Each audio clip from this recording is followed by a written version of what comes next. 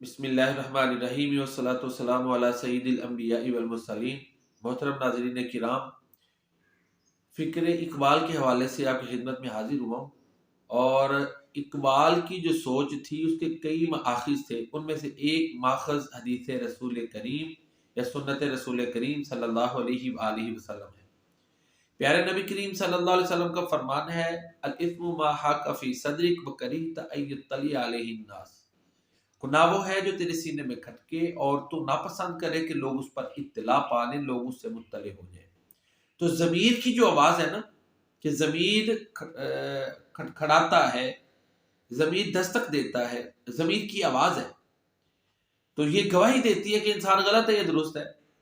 تو اسی چیز کو اقبال نے بھی پیش کیا ہے، وہ چیز سے کہ مقبول ہے فطرت کی گواہی، تو صاحب منزل ہے کہ بھٹکا ہوا رہا۔ اپنے آپ سے پوچھنا کہ تو سیدھی راہ پہ چل رہا ہے کہ تو راہ سے بھٹک چکا ہے۔ تیرا اپنا معافی ضمیر، تیرا انر سیلف یہ گواہی دیتا ہے کہ تو درست ہم پہ جا رہا ہے یا غلط۔ وہ چیز سے کہ مقبول ہے فطرت کی گواہی، تو صاحب منزل ہے کہ بھٹکا ہوا راہی۔ کافر ہے مسلمان تو نہ شاہی نہ فقیری، مومن ہے تو کرتا ہے فقیری میں بھی شاہی۔ کافر ہے تو ہے تابع تقدیر مسلمان، مومن ہے تو وہ آپ ہے تقدیر الہی۔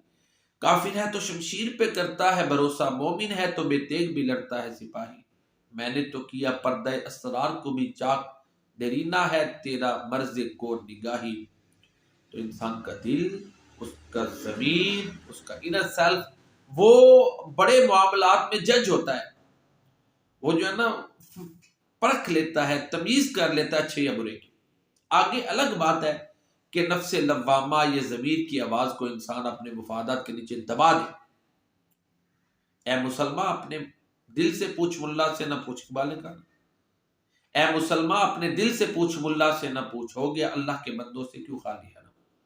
تو ضمیر کی آواز، یہ اللہ کے نبی صلی اللہ علیہ وسلم نے بھی فرمایا کہ گناہ وہ ہے جو تیرے سینے میں کھٹکے، یعنی ضمیر تجھے ملامت کر دے گا، تیرا دماغ، تیرا دل، تیرا ضمیر تجھے ملامت کرے گا۔ تو یہی اقبال نے بھی تھیوری، نظریہ پیش کیا ہے، تو اس کا ماخذ بھی حدیث رسول کریم صلی اللہ علیہ وسلم ہے۔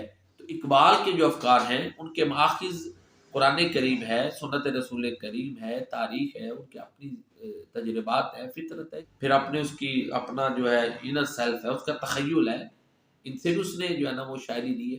تو ایک اقبال کی شاعری کا ماخذ حدیث رسول کریم صلی اللہ علیہ وسلم ہے، اور یہ کیسے ہو سکتا ہے کہ اقبال جیسا سچا محب رسول ہے جس نے یہ کہا کہ محمد سے وفات ہوں گے تو ہم تیرے ہیں، یہ جہاں چیز ہے کیا لوح و قلم تیرے ہیں، وہ حدیث رسول صلی اللہ علیہ وسلم سے کم استفادہ کرے، لہذا اپنی شاعری میں انہوں نے بھرپور استفادہ سنت رسول کریم اور حدیث رسول کریم صلی اللہ علیہ وسلم سے کیا۔